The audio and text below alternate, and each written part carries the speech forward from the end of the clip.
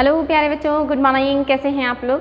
आप लोगों को हमने अर्थव्यवस्था में मुद्रास्फीति का एक चैप्टर पढ़ाया था और उसमें हमने बहुत सारी चीज़ों को डिस्कस किया था कि मुद्रास्फीति क्या है, कितने प्रकार का होता है और उन सारे मुद्रास्फीतियों की क्या क्या विशेषताएं हैं, कैसे हम जानते हैं कि हमारी अर्थव्यवस्था में किस प्रकार की मुद्रास्फीति चल रही है। मैंने वहाँ पे ये भी बताया था कि मुद्रास्फीति आती क्यों है और उसे कंट्रोल करने के लिए सरकार क्या कार्य करती है। ये सारी चीज़ें हमने पहले के क्लास में डिस्कस किया था और आज का जो क्लास है यहाँ पे हम मुद्रास्फीति के प्रभाव और उसको कंट्रोल करने के रीज़न, उससे संबंधित सिद्धांत, ये सारी चीज़ें देखेंगे। तो बहुत इंपॉर्टेंट है बच्चों, इसलिए बहुत सीरियसली देखिएगा और इसको बार बार रिवाइज करके सुन लीजिएगा, नोट ज़रूर कीजिएगा, नहीं तो भूल जाएगा। तो चलिए आज के क्लास की शुरुआत करते हैं। और आज आपका जो क्लास है ये है मुद्रास्फीति के कारण कौन से रीज़न हैं जिसकी वजह से मुद्रास्फीति होती है। तो पहला इसमें हेडिंग है मांग प्रेरित मुद्रास्फीति।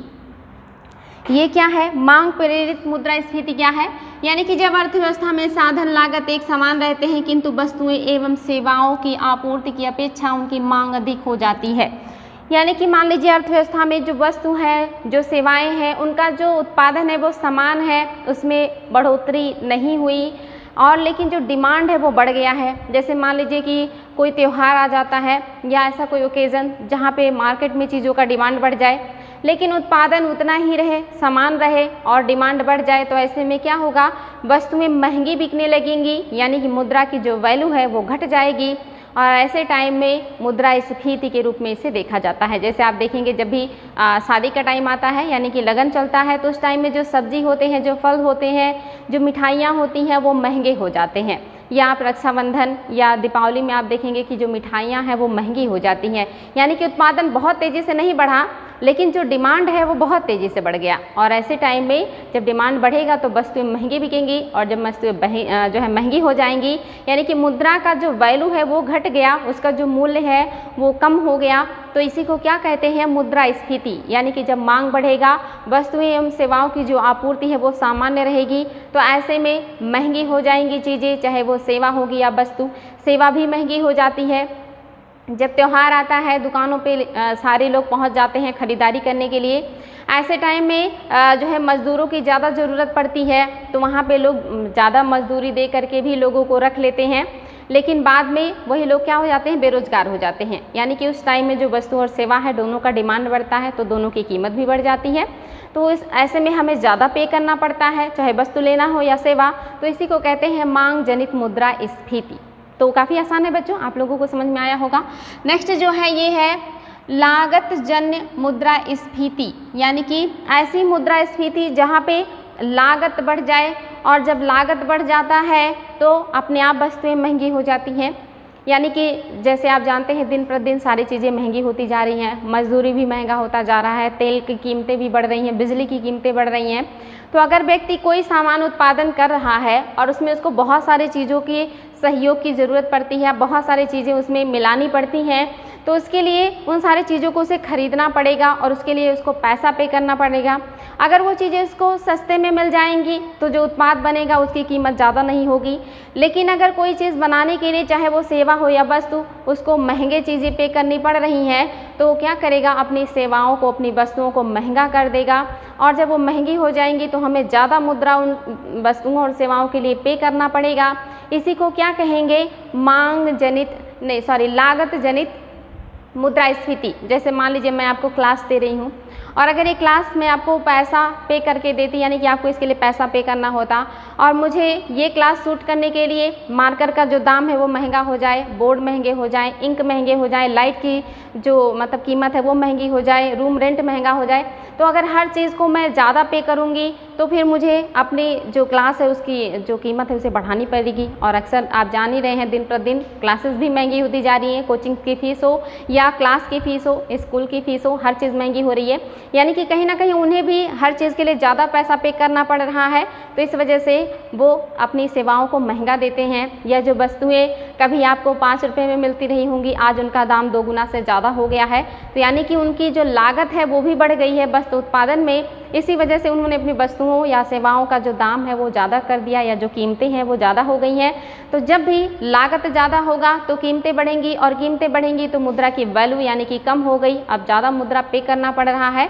तो ये कैसा स्फीति है? ये लागत जन्य स्फीति है। तो ये 2 तरह की स्फीति हो गई। इसके अलावा आप देखेंगे वैश्विक कारणों में मुद्रास्फीति, यानी कि कभी कभी ऐसा होता है कि विश्व में अगर महंगाई आती है या विश्व में उत्पादन कम होता है तो भी हमारे यहाँ महंगी हो जाती है चीज़ें, मुद्रास्फीति हो जाती है।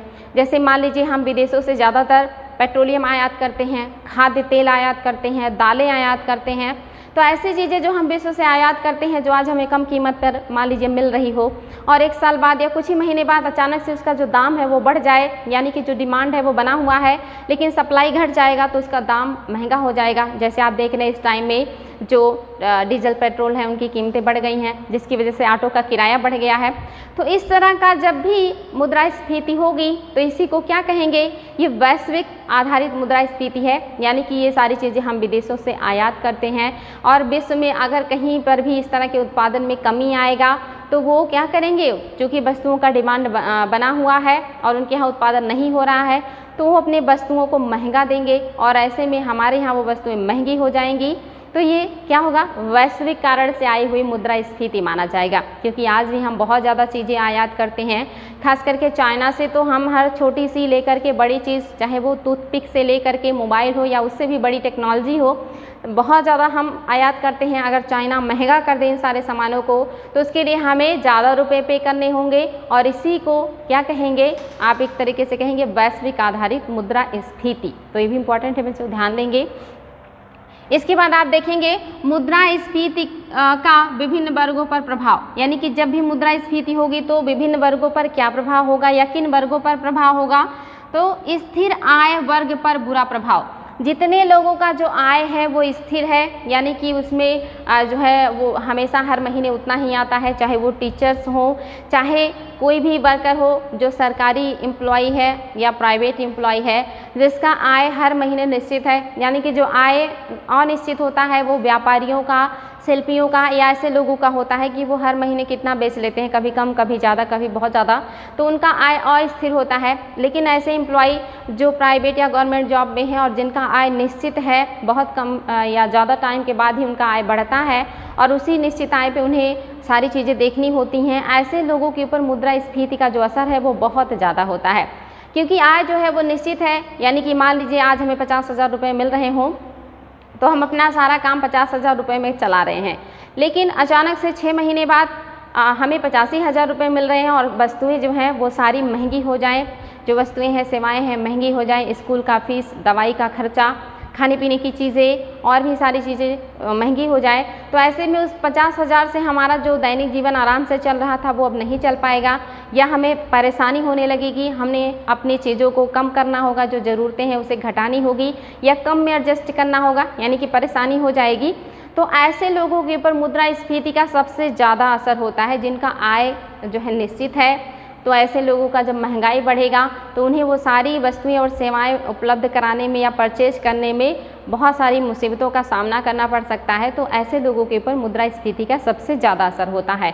वही सारी चीज़ें यहाँ पे मैंने लिखी हुई हैं कि स्थिर आय वाले कौन है, जिसमें आप देखेंगे वेतनभोगी, जिनको वेतन मिलता है महीने का, कर्मचारी, मजदूर, क्योंकि इन लोगों की मजदूरी जल्दी बढ़ती नहीं है, असंगठित क्षेत्र में कार्य करने वाले कर्मचारी, यानी कि ऐसा क्षेत्र जो असंगठित है, यानी कि वहाँ पे लोग कुछ भी दे देते हैं और जनसंख्या ज़्यादा होने की वजह से बहुत कम पैसे में लोग काम करने को तैयार हो जाते हैं, जिनका ना तो वेतन बढ़ता है ना तो सुविधाएं बढ़ती हैं, लेकिन फिर भी वो काम करते रहते हैं। और असंगठित क्षेत्र में आप जानते हैं जैसे कृषि हो गया, या इस तरह की डेली मजदूरी करने वाले लोग हो गए जो तरह तरह के घर बनाने में, बिल्डिंग्स बनाने में जो है लगे रहते हैं, या ईंट भट्ठों पे जो काम करते हैं, ये सारे लोग असंगठित मजदूर हैं, जिनका आय जो है वो निश्चित है। लेकिन जो आप देखेंगे मुद्रास्फीति आएगा तो उनका जो पैसा है, लिमिटेड आय है, वो बहुत ज़्यादा प्रभावित हो जाता है।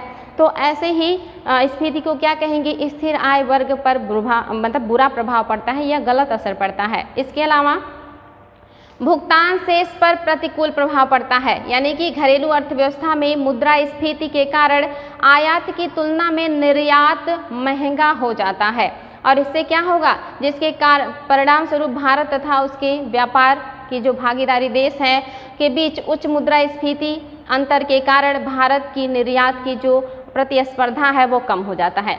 यानी कि अगर ये होगा भुगतान शेष पर प्रतिकूल प्रभाव होगा तो भी प्रॉब्लम होगी, यानी कि जैसे मुद्रास्फीति आ गई, अब हमारे देश में जो वस्तुएं हैं वो महंगी हो गई हैं, यानी कि अगर कोई विदेशी व्यक्ति हमारे यहाँ के वस्तुओं को खरीदना चाहता है तो उसे ज़्यादा पैसे पे करने होंगे या ज़्यादा मुद्रा पे करना होगा तब उसे वस्तुएं प्राप्त होंगी। तो ऐसे में हमारा निर्यात प्रभावित हो जाता है, क्योंकि हमें जो है जब हम कम कीमत पे सामान को बेच रहे थे तो विश्व के बहुत सारे देश खरीदने को तैयार थे, या वो जो खरीद रहे थे वो ज़्यादा मात्रा में खरीद रहे थे। लेकिन अब जब मुद्रास्फीति आ गई है, वस्तुएं महंगी हो गई हैं, तो विदेशियों को ज़्यादा पैसे पे करने पड़ेंगे। तो ऐसे में या तो वो सामान की जो मात्रा है यानी कि क्वांटिटी उसे घटा देंगे, या फिर वो क्या करेंगे किसी और देश में चले जाएंगे खरीदने जहाँ उन्हें सस्ता मिलने लगेगा।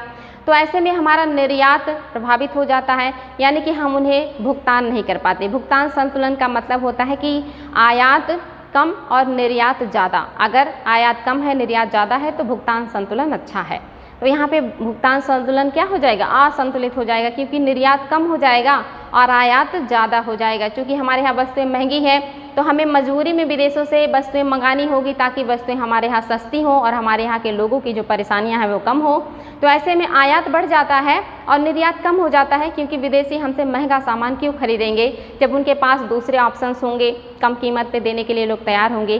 तो ऐसे में निर्यात जो है वो घट जाता है, आयात बढ़ जाता है और जो भुगतान संतुलन है ये असंतुलित हो जाता है। तो यही है भुगतान संतुलन पर प्रतिकूल प्रभाव, यानी कि आयात ज़्यादा हो जाता है और निर्यात कम हो जाता है।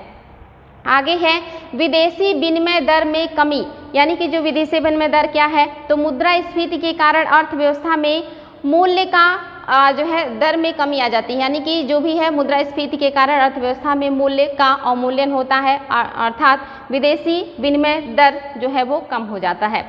यानी कि जब भी मुद्रास्फीति होगा तो चीज़ें महंगी हो जाएंगी हमारे यहाँ, तो हम विदेशों से तो मंगा सकते हैं लेकिन हम ज़्यादा विदेशों को बेच नहीं सकते। और ये जो डिसबैलेंस होता है इसी को कहते हैं कि विदेशी विनिमय दर में कमी, यानी कि अब हम विदेशों में बेचेंगे कम और खरीदेंगे ज़्यादा, तो बेचने की जो दर है वो कम हो गया, तो हम क्या करेंगे, बेचेंगे नहीं बल्कि ज़्यादा खरीदने लगेंगे और इसका हमारा अर्थव्यवस्था पर प्रतिकूल प्रभाव पड़ेगा। यानी कि हमारी ज़्यादा से ज़्यादा मुद्रा वस्तुओं को खरीदने में चली जाएगी, जो हम बेच के प्रॉफिट कमा रहे थे वो प्रॉफिट हमारा घट जाएगा। तो ये मुद्रास्फीति से देख रहे हैं आप कितना ज़्यादा बुरा प्रभाव पड़ रहा है, व्यक्ति के पर्सनल ज़िंदगी से लेकर के पूरी अर्थव्यवस्था प्रभावित हो जाती है।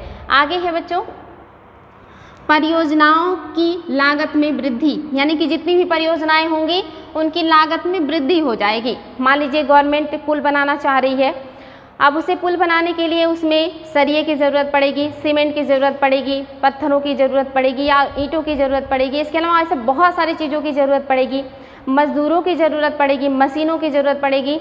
अब ऐसे में मुद्रास्फीति है, यानी कि वस्तुओं का जो डिमांड है वो बढ़ा हुआ है लेकिन वस्तुओं का जो उपलब्धता है वो कम है। तो ऐसे में क्या करेगी गवर्नमेंट को हर चीज़ के लिए ज़्यादा पैसा पे करना होगा, यानी कि हर चीज़ जो भी वो खरीदेगी उसे ज़्यादा पैसा देना होगा।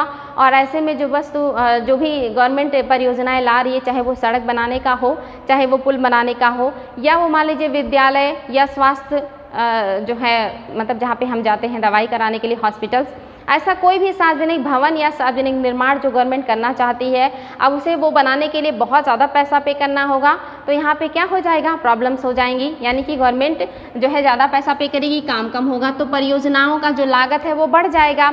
और जब लागत बढ़ेगा तो गवर्नमेंट बहुत ज़्यादा वर्क नहीं कर पाएगी, जहाँ पे वो बहुत बड़ा रोड बनाने वाली थी वहाँ वो कम बनाएगी, या बनाएगी भी तो उसके लिए उसका जो उसने बजट बनाया था वो डिस्टर्ब हो जाएगा क्योंकि उसमें पैसा बहुत ज़्यादा लग जाएगा। तो परियोजनाएं क्या हो जाएंगी, प्रभावित हो जाएंगी। इसके अलावा असमानता आएगा, यानी कि जब भी मुद्रास्फीति होगी तो क्या होगा, मुद्रास्फीति आय तथा संपत्ति के वितरण में असमानता को बढ़ा देता है।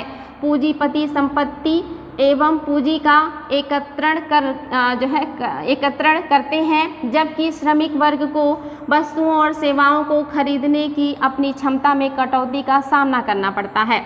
इससे उनका बचत करने की जो क्षमता है वो घट जाती है। यानी कि असमानता क्या है, जब भी चीज़ें महंगी होंगी तो सबसे ज़्यादा प्रभावित कौन होगा, आपने देखा कि वो निश्चित आय वाले लोग प्रभावित होंगे, असंगठित जो क्षेत्रों में काम करने वाले मजदूर हैं वो प्रभावित होंगे, जो दिहाड़ी पे काम करने वाले लोग हैं वो प्रभावित होंगे। लेकिन जो बड़े बड़े पूंजीपति वर्ग हैं, जो व्यापारी हैं, उनके ऊपर इसका बहुत ज़्यादा प्रभाव नहीं पड़ेगा, क्योंकि उनके पास बहुत अनलिमिटेड आय है और ज़्यादातर वस्तुओं को खरीदने बेचने का काम वही करते हैं। तो वहाँ पे वो क्या करेंगे, जब देख रहे हैं कि डिमांड बहुत ज़्यादा है तो वस्तुओं को डंप कर जाएंगे, ताकि जो डिमांड है वो बढ़ता जाए, और जब बहुत महंगा हो जाएगा तब वो उन वस्तुओं को अपने गोडाउन से बाहर निकालेंगे और उसके बदले में वो अच्छा खासा पैसा कमाएंगे। यानी कि कहीं ना कहीं उन्हें लाभ हो जाता है, और जो मजदूर वर्ग है उसे अपनी ज़रूरतों में कटौती करनी होगी, या उसका जो पैसा है वो पर्याप्त नहीं होगा उसकी ज़रूरतों को पूरा करने के लिए। तो यहाँ पे असमानता और बढ़ गई। एक वर्ग जिसके पास पैसे बहुत ज़्यादा हैं वो और ज़्यादा कमाने के प्रयास में लगा है, और वहीं दूसरा वर्ग जिसके पास पैसे बहुत कम हैं वो अपनी ज़रूरतें बड़ी मुश्किल से पूरा कर पाता है, अब उसकी ज़रूरतें ही पूरी नहीं होंगी। तो यहाँ पे आप देखेंगे असमानता और बढ़ जाएगा, यानी कि गरीब और गरीब हो जाएगा और अमीर हो जाएगा। इसलिए कहा जाता है कि मुद्रास्फीति की जो मार है ये ज़्यादातर स्थिर आय वाले और गरीब लोगों के ऊपर पड़ता है, अमीरों के ऊपर इसका बहुत ज़्यादा असर नहीं पड़ता। कभी कभी वो इसका मिसयूज करके फ़ायदा भी कमा लेते हैं। तो यहाँ पे असमानता बढ़ जाएगी बच्चों, बहुत आसान है। आगे है बचत एवं निवेश में कमी हो जाएगी। यानी कि अगर मुद्रास्फीति है तो निवेश कम हो जाएगा, क्योंकि जब हमारे पास पैसे जो है वो हमारे यहाँ का जो वैल्यू है मुद्रा का वो घट गया है, वस्तुएं जो है वो महंगी हो गई हैं, तो हम अब कहीं निवेश कैसे करेंगे। यानी कि अगर किसी देश में हम निर्यात कर रहे थे बड़े पैमाने पे किसी चीज़ का, तो अब उस निर्यात को वो घटा देंगे, तो ऐसे में प्रॉब्लम हो जाएगी। इसके अलावा जो बचत है वो भी प्रभावित हो जाएगा। यानी कि जो व्यक्ति है अभी तक वो बहुत ज़्यादा बचत कर ले रहा था, मान लीजिए जो निश्चित आय वाले लोग थे उनके पास पैसे जो है वो कुछ सेव हो रहा था, वो कुछ बचा ले रहे थे अपने महीने के खर्च करने के बाद भी, तो आप वो जो बचत वो बचा ले रहे थे वो अब क्या होगा, जो महीने का थोड़ा बहुत सुरक्षित कर पा रहे थे वो भी अब नहीं बचा पाएंगे, बल्कि वो कम पड़ जाएगा। तो जो गरीब लोग हैं या जो मध्यम वर्ग के लोग हैं उनका बचत ही समाप्त हो जाएगा, और हमारा जो निवेश है वो भी घट जाएगा, क्योंकि मुद्रा की वैल्यू ही घट गई है। तो हम कहीं भी निवेश करेंगे तो हमें ज़्यादा मुद्रा लगाना होगा।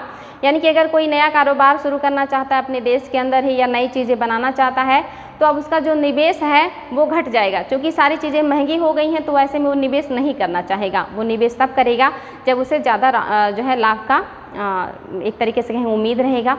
तो ऐसे में निवेश भी घटेगा और लोगों की बचतें भी खत्म हो जाती हैं। तो मुद्रास्फीति अपने आप में बहुत मुश्किल चीज़ है और ये बहुत ज़्यादा प्रभावित करता है। वो है भारत में ऊंचे मुद्रास्फीति के कारण कौन से रीज़न है जिसकी वजह से भारत में ऊंची मुद्रास्फीति बनी रहती है या बन जाती है। तो इसमें आप देखेंगे बच्चों, पहला जो कारण है वो मांग आधारित कारक है, यानी कि जब डिमांड बढ़ता है। और मांग आधारित कारक में क्या क्या है, तो जनसंख्या वृद्धि, यानी कि जब भी वस्तुओं का जो डिमांड है वो बढ़ेगा। और कब बढ़ेगा, जब जनसंख्या ज़्यादा होगा, लोग ज़्यादा होंगे तो डिमांड ज़्यादा करेंगे, और जब जनसंख्या अधिक है, डिमांड ज़्यादा है, वस्तुओं और सेवाओं की सप्लाई कम है, तो ऐसे में जो वस्तुएं हैं वो महंगी हो जाएंगी, और महंगी हो जाएंगी तो उनकी जो है कीमत के लिए हमें ज़्यादा पैसा पे करना होगा। तो जनसंख्या वृद्धि भी एक बड़ा रीज़न है किसी भी देश में मुद्रास्फीति के लिए। इसके अलावा रोजगार तथा आय में वृद्धि, इसके कारण भी मुद्रास्फीति आती है। यानी कि अगर लोगों को बड़े पैमाने पे रोजगार मिलने लगे और हर किसी के पास पैसा आने लगेगा, तो हर इंसान मार्केट में पहुंच जाएगा कुछ ना कुछ खरीदने, चाहे वो वस्तु के रूप में चीज़ों को खरीदे या सेवाओं के रूप में। यानी कि अगर कोई व्यक्ति फ्री में इलाज करा रहा था जा करके सरकारी हॉस्पिटल में, तो अब उसके पास पैसे आ गए तो प्राइवेट में जाएगा। अगर वो सरकारी स्कूल में अपने बच्चों को पढ़ा रहा था, पैसे आ गए हैं तो प्राइवेट स्कूल में जाएगा। तो चीज़ें क्या हो जाएंगी, महंगी होंगी, और वस्तुएं भी महंगी होंगी, क्योंकि अब हर किसी के पास पैसा है और हर कोई खरीदने जाएगा अपनी ज़रूरतों को पूरा करने के लिए।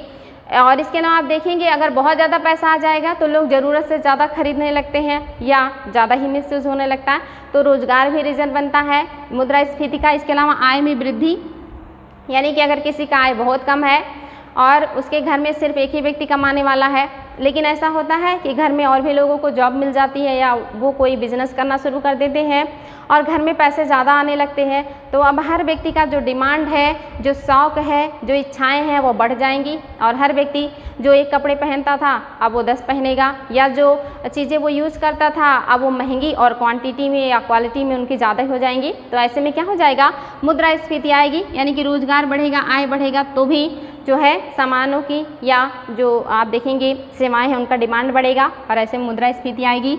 इसके अलावा शहरीकरण के बढ़ने से भी मुद्रास्फीति आती है, यानी कि अगर बहुत ज़्यादा शहरों का निर्माण होगा और जो लोग हैं वो शहरों की तरफ जाएंगे और शहरों में सबको देख करके लग्जरियस लाइफ जीना चाहेंगे या नई तरह से ज़िंदगी जीना चाहेंगे, और वहाँ पे जब लोगों की जनसंख्या ज़्यादा हो जाएगी या लोग बहुत ज़्यादा पहुँच जाएंगे, वस्तुओं का डिमांड बढ़ जाएगा, तो शहरों में वस्तुएं महंगी मिलने लगती हैं। आप देखते होंगे जो सब्जी जो फल जो है बड़े बड़े शहरों में महंगे मिलते हैं, वही आप गांव कस्बों में लेंगे तो बहुत सस्ते में मिल जाते हैं। आप जो भी सब्जी है फल है पैक करके उसको मॉल में शहरों में बहुत जो है दुगना कीमत में बेचते हैं, वही सब्जियां गांव में ठेले पे बहुत सस्ते में मिल जाती हैं। तो चूँकि शहरों में बहुत ज़्यादा जनसंख्या पहुंच गई है और वस्तुओं और सेवाओं का बहुत ज़्यादा डिमांड बढ़ गया है, तो ऐसे में लोग क्या करेंगे, अपनी सामानों की जो कीमतें हैं वो बढ़ा देंगे और वहाँ पर लोगों को वो सामान परचेज करने के लिए बहुत ज़्यादा पैसा देना होगा और ऐसे में मुद्रास्फीति आ जाती है। तो ये सारे रीज़न है मुद्रास्फीति के आने के। इसके अलावा क्या है, ये मांग आधारित कारक थे। पूर्ति आधारित कारक वो कौन कौन से कारक हैं जहाँ पे पूर्ति में कमी की वजह से मुद्रास्फीति आती है, यानी कि औद्योगिक उत्पादन में कमी। अगर जो उद्योग धंधे हैं वो वस्तुएं बना रहे थे, काम चल रहा था, लेकिन अब लोगों का रोजगार बढ़ गया या आय बढ़ गई या जनसंख्या बढ़ गई, तो जो वस्तुएं थी अब वो सारे लोगों की ज़रूरतों को पूरा नहीं कर पा रहे हैं या जितना डिमांड है उतना इनकी सप्लाई नहीं है, तो ऐसे में भी मुद्रास्फीति हो जाएगी। यानी कि अगर वस्तुएं कम जा रही हैं मार्केट में, उनकी उपलब्धता कम है, तो क्या हो जाएगा, महंगा हो जाएगा और वो भी मुद्रास्फीति है। यानी कि यहाँ पे क्या हो गया, औद्योगिक उत्पादन में कमी आने से इस तरह की प्रॉब्लम्स होती हैं। इसके अलावा आवश्यक वस्तुओं की जमा पूंजी, यानी कि जो आवश्यक वस्तुएं हैं इन्हें जमा पूंजी या जमाखोरी भी कह सकते हैं, कि जब भी जो आवश्यक वस्तुएं हैं उनको लोग डंप करना शुरू कर दें अपने गोडाउंस में और उसको वहाँ पे जो डंप करके रखे तब तक के लिए कि जब तक कि मार्केट में उसका डिमांड ना बढ़ जाए, और जब डिमांड बढ़ जाएगा तो कीमत बढ़ जाएगा, और जब कीमत बढ़ता है तो ये लोग उसको जो जमा किए रहते हैं उसको बाहर निकालते हैं मार्केट में, तब इनको अच्छा कीमत मिलता है, लेकिन तब लोगों को उसके लिए ज़्यादा पैसे पे करने होते हैं। तो ये भी रीज़न बन जाता है मुद्रास्फीति का। आयातों पर नियंत्रण, यानी कि अब हर देश की जो गवर्नमेंट है वो कोशिश कर रही है कि ज़्यादा से ज़्यादा जो हमारा देश है वो निर्यात करे, आयात कम करे, और आयात कम करने के लिए वो क्या करते हैं, जो भी विदेशों से सामान आता है उस पर टैक्सेस बढ़ा देते हैं या रोक लगा देते हैं कि इससे ज़्यादा आप आयात नहीं कर सकते। जैसे आपने बीच में देखा था सोने के आयात में क्वांटिटी निर्धारित कर दी गई थी कि इससे ज़्यादा सोना आप नहीं आयात कर सकते, जिसकी वजह से उसकी कीमतें बहुत ज़्यादा बढ़ गई थी। तो यहाँ पे जब सरकार नियंत्रण कर देती है आयातों पर, बहुत ज़्यादा सामान नहीं आ पाता है विदेशों से, तो भी क्या होती हैं, वस्तुएं महंगी हो जाती हैं, और महंगी होंगी तो मुद्रास्फीति आएगा। तो ये सारे रीज़न भी हैं, यानी कि पूर्ति आधारित कारक, यानी कि उद्योगों में उत्पादन की कमी हो जाए, आवश्यक वस्तुओं को लोग डंप कर लें और आयातों पर नियंत्रण हो जाए गवर्नमेंट का, तो भी मुद्रास्फीति आती है। बहुत आसान है बच्चों। आगे हैं लागत आधारित कारक, यानी कि कौन कौन से लागत, जैसे प्रशासक मूल्य नीति और खाद्य नीति। तो प्रशासक मूल्य नीति क्या है, प्रशासक में आपकी गवर्नमेंट आएगी, यानी कि जो गवर्नमेंट है यही ज़्यादातर जो वस्तुएं होती हैं उनके मूल्य को निर्धारित करता है। मान लीजिए कि बहुत सारे वस्तुओं का जो उत्पादन है वो गवर्नमेंट करवाती है, लेकिन गवर्नमेंट को बहुत ज़्यादा पैसों की ज़रूरत है अपने काम को पूरा करने के लिए, तो ऐसे में वो उन वस्तुओं के जो दाम है, जो कीमतें हैं वो बढ़ा दे, और जब वो बढ़ा देगी तो वहाँ पे हमें उसको खरीदने के लिए ज़्यादा मुद्रा पे करना होगा, और उससे भी क्या होगा, मुद्रास्फीति आएगी। दूसरी तरफ है खाद्य नीति। खाद्य नीति के तहत आप जानते हैं जो गवर्नमेंट है या जो सरकार है ये न्यूनतम समर्थन मूल्य जारी करती है, यानी कि जितनी भी चीज़ों का उत्पादन होता है उनका जो है न्यूनतम समर्थन मूल्य गवर्नमेंट निर्धारित कर देती है कि आपको जो भी किसान हैं उनको उससे जो भी उन्होंने निर्धारित किया है उससे कम में बेचने की ज़रूरत नहीं है। और ऐसा गवर्नमेंट ने क्यों किया है, इसके पहले की क्लास में मैंने बता ही दिया था कि जो किसान हैं उनको सुरक्षा प्रदान करने के लिए, ताकि कम से कम उन्हें इतनी कीमत तो मिल जाए जितना उन्होंने लागत लगाया है उससे थोड़ा ज़्यादा, ताकि वो दोबारा उत्पादन करने के लिए प्रोत्साहित हों। मान लीजिए जो गवर्नमेंट है इस तरह की योजना ना लाती और जो किसान है वो बहुत मेहनत करके इसी तरह जो खाद्यान्न उत्पादन करता, लेकिन उसकी कीमत जो साहूकार हैं वो बहुत कम लगाते और उसे अपने जो लगाया हुआ एक तरीके से कहेंगे पूंजी है उतना भी ना प्राप्त होता, तो किसान कृषि से विमुख होने लगता और ऐसे में खाद्य की आपूर्ति घट जाती। तो गवर्नमेंट किसानों को प्रोत्साहित करने के लिए फसल के लगाने के पहले ही न्यूनतम समर्थन मूल्य जारी कर देती है और ये अनुमान लगा करके जारी करती है कि जो किसान अपनी उत्पाद में जो भी लागत लगाता है उससे उसको थोड़ा ज़्यादा प्राप्त हो, थोड़ा लाभ मिले, ताकि वो नेक्स्ट ईयर के लिए फिर से निवेश कर सके या बचत कर सके। तो जो न्यूनतम समर्थन मूल्य है इसका लाभ भी बड़े बड़े किसानों को ही मिलता है। छोटे किसानों के पास इतना कम लैंड होता है कि वो खाने भर का ही होता है, वो बेच ही नहीं पाते और अगर बेच नहीं पाएंगे तो उन्हें फ़ायदा नहीं होगा। जो बड़े बड़े किसान हैं, जो बड़े बड़े वर्ग के लोग हैं, उनके पास खेती ज़्यादा है तो उस न्यूनतम समर्थन मूल्य का लाभ भी उन्हें ज़्यादा होता है और वो गवर्नमेंट के ऊपर दबाव भी बनाती रहती है हर साल उसे बढ़ाने के लिए। और ये बढ़ाते बढ़ाते भी जब ये उत्पाद का दाम बढ़ जाता है तो बाज़ार में इसकी कीमतें बढ़ जाती हैं और जब कीमतें बढ़ेंगी तो मुद्रास्फीति आएगा। तो ये भी रीज़न है मुद्रास्फीति का। पहला क्या है, प्रशासक मूल्य नीति, यानी कि गवर्नमेंट द्वारा उत्पादित वस्तुओं का दाम बढ़ जाए। दूसरा खाद्य नीति, यानी कि न्यूनतम समर्थन मूल्य बढ़ते बढ़ते इतना ज़्यादा हो जाए कि वस्तुओं का जो दाम है वो महंगा हो जाए, तो भी मुद्रास्फीति आती है। तो ये सारे रीज़न है बच्चों मुद्रास्फीति के कारण क्या क्या हैं या कारक क्या हैं। इसके अलावा कुछ अन्य कारक भी हैं। कुछ अन्य कारक में क्या है, ब्याज दरों में वृद्धि।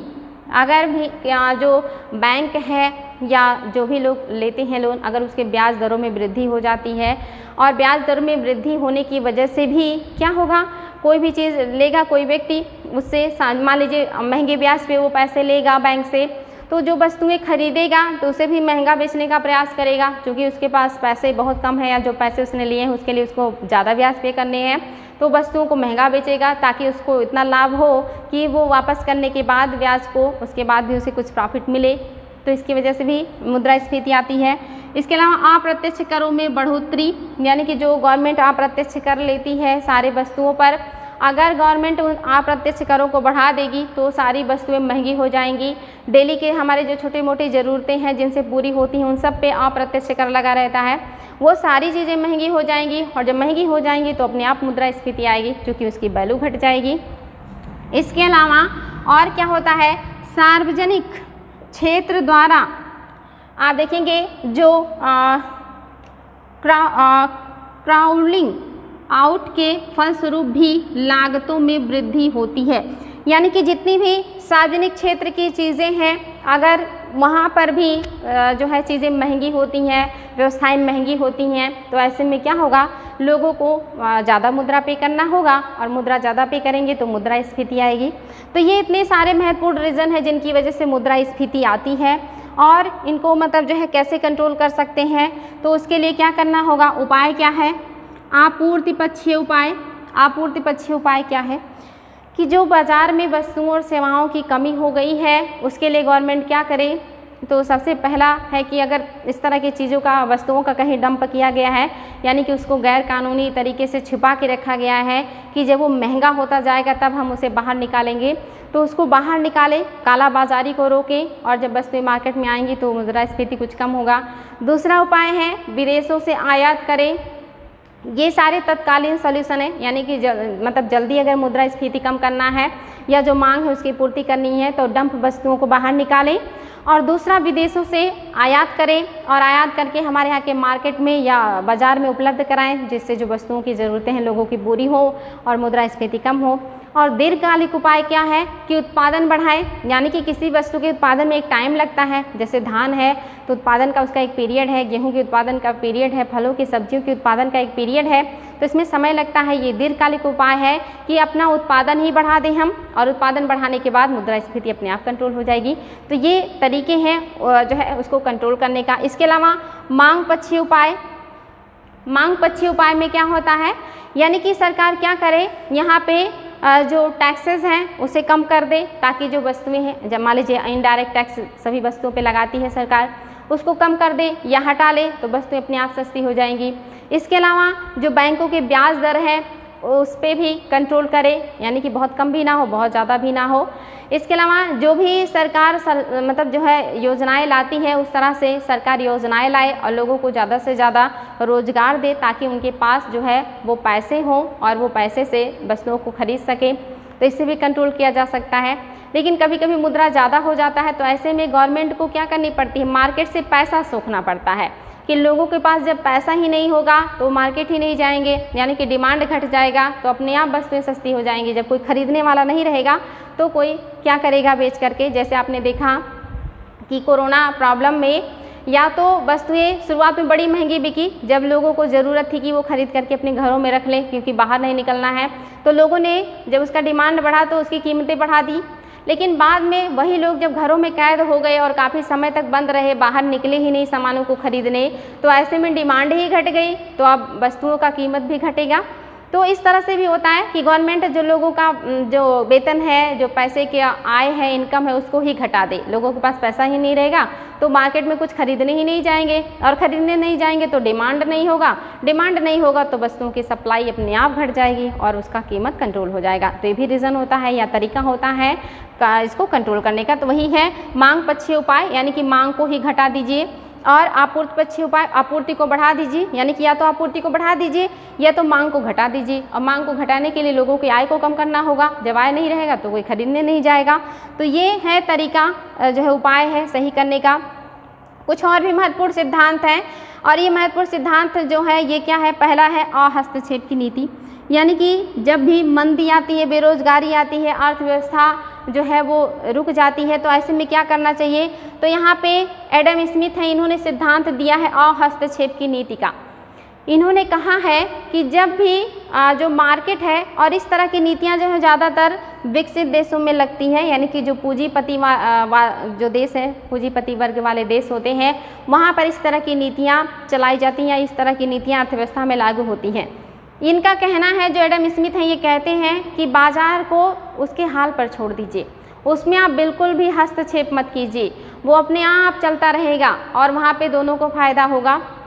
यानी कि जो पूंजीपति है उसको भी कंट्रोल ना कीजिए, वो ज़्यादा से ज़्यादा लाभ कमाने के चक्कर में उत्पादन करेगा, और उत्पादन करेगा तो अपने आप मार्केट में वस्तुएं उपलब्ध हो जाएंगी। जो खरीदने वाला व्यक्ति है उसको अपनी ज़रूरतें पूरी ही करनी है, तो वो कहीं ना कहीं से पूरी करने का प्रयास करेगा। तो जब डिमांड और सप्लाई दोनों चलता रहेगा तो यहाँ पे बाज़ार भी अपने आप चलती रहेगी। तो ये कहते हैं कि सरकार को हस्तक्षेप नहीं करना है, मार्केट को उसके हाल पे छोड़ दे। पूंजीपति चाहे सस्ता बेचे चाहे महंगा बेचे, जो खरीदने वाला है वो कम खरीदे या ज़्यादा खरीदे, तो वहाँ पे सरकार बिल्कुल भी हस्तक्षेप ना करे और जो मार्केट है उसे उसके हाल पे छोड़ दे। दोनों अपने फ़ायदे के बारे में सोचेंगे और अपने फ़ायदों को ध्यान में रखते हुए उत्पादन और ख़रीदारी करेंगे, और ऐसे में जो मार्केट है ये चलता रहेगा, या जो अर्थव्यवस्था है ये चलती रहेगी। कभी सुस्ती आएगी, कभी मतलब जो है उसमें तेज़ी आएगी, कभी महंगा होगा, कभी सस्ता होगा, कभी डिमांड ज़्यादा होगा, कभी सप्लाई जो है वो कम होगा, लेकिन ये आता जाता रहेगा और ये अपने आप चलता रहेगा। इसको जो है हस्तक्षेप करने की बिल्कुल भी ज़रूरत नहीं है। और इस तरह की जो नीतियाँ हैं ज़्यादातर पूंजीपति वर्ग वाले देशों में लगाए जाते हैं, जो पूंजीवादी देश हैं, कंट्रीज़ हैं, वहाँ पर इस तरह की नीतियों का पालन किया जाता है और हस्तक्षेप की नीति का। इसके अलावा जो है ये किन्सियन पंप प्राइमिंग तथा महामंदी, ये भी एक नीति है। और ये जो किन्स महोदय हैं, इनका क्या कहना है, ये कहते हैं कि ये टाइम था जब 1929 में पूरे विश्व में महामंदी आया था, लोगों के पास उत्पादन बहुत ज़्यादा था, लेकिन दूसरी तरफ एक विचित्र सी स्थिति थी, बेरोजगारी भी थी, भुखमरी भी थी और बहुत ज़्यादा अराजकता भी आ गया था। यानी कि उत्पादन होते हुए भी जो डिमांड है वो घट गया था, लोगों के पास पैसा ही नहीं था उसे खरीदने का, तो अपने आप मार्केट जो है वो रुक गया था। तो ये जो किन्स महोदय हैं ये क्या कहते हैं, सरकार को मार्केट में हस्तक्षेप करना चाहिए। यानी कि अगर लोगों के पास पैसा नहीं है तो वो खरीदने नहीं जा रहे हैं, ऐसे में सरकार को घाटे की जो है बजट बनानी चाहिए, यानी कि बहुत ज़्यादा मात्रा में लोगों के लिए रोज़गार सृजन करना चाहिए, बहुत ज़्यादा मात्रा में परियोजनाएं लानी चाहिए, जिससे जो उत्पादन है वो बढ़ जाए, और उत्पादन बढ़ेगा, रोज़गार बढ़ेगा, लोगों के पास पैसे आएंगे तो लोग अपने आप मार्केट में सामान खरीदने पहुंच जाएंगे, तो डिमांड बढ़ जाएगा और मार्केट फिर चल पड़ेगा। तो महामंदी के लिए उपाय बताया था किन्स महोदय ने कि गवर्नमेंट को यहाँ पे खुद ही परियोजनाएं लानी चाहिए और लोगों को बड़े पैमाने पर रोजगार देना चाहिए। भले जो बजट है वो घाटे में चला जाए तो चला जाने दे, लेकिन लोगों को रोजगार दे, लोगों का इनकम जो है वो बढ़ाए, जिससे वो सामान खरीदने, वस्तुएं खरीदने मार्केट में पहुंचे और अर्थव्यवस्था में तेजी आ जाए। ये जो कहने का मतलब है ये केन्स महोदय का है और ये बहुत ज़्यादा लोगों ने अपनाया भी था महामंदी के टाइम में और उससे निकलने का प्रयास भी किया था। इसके अलावा डबल डिप रिसेशन, ये क्या होता है? ये अर्थव्यवस्था में आप जानते हैं कभी डिमांड बढ़ता है तो सप्लाई भी बढ़ती है और कभी डिमांड घटता है तो सप्लाई भी घट जाती है। तो कभी अर्थव्यवस्था में तेज़ी आती है, कभी मंदी आती है और कभी कभी ये डबल के बजाय ट्रिपल रिसेशन में चला जाता है, यानी कि मंदी ही मंदी बनी रह जाती है और ऐसे में जो अर्थव्यवस्था है वो बहुत ज़्यादा ठप हो जाता है। जो देश है वो बहुत पीछे होने लगता है। जैसे कोरोना काल में आपने देखा विश्व के सारी अर्थव्यवस्थाएं जो है प्रभावित हो गई, लंबे समय तक मंदी बनी रही और ये मंदी और बढ़ती चली गई, यानी कि डबल से ट्रिपल रिसेशन में चली गई।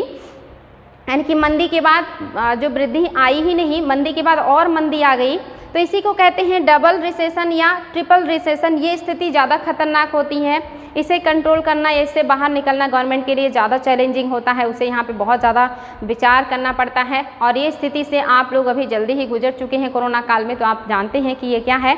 तो ये स्थिति भी कुछ इसी तरह का है जहाँ पे मंदी के बाद महामंदी आ गई और वहाँ से निकलने के लिए गवर्नमेंट को बहुत सारे जो है मशक्क़त करनी पड़ रही है। तो आई होप बच्चों आज की क्लास भी आप लोगों को समझ में आई होगी। अगर पहले का क्लास नहीं देखा है तो पहले उसको देखिए और फिर इसको देखिए, बहुत अच्छे से सब कुछ क्लियर हो जाएगा, बिल्कुल भी प्रॉब्लम नहीं होगा। और अगर फिर भी प्रॉब्लम होता है तो क्वेश्चन कीजिए। फिर मिलते हैं नेक्स्ट डे, आज के लिए रहने देते हैं। Thank you.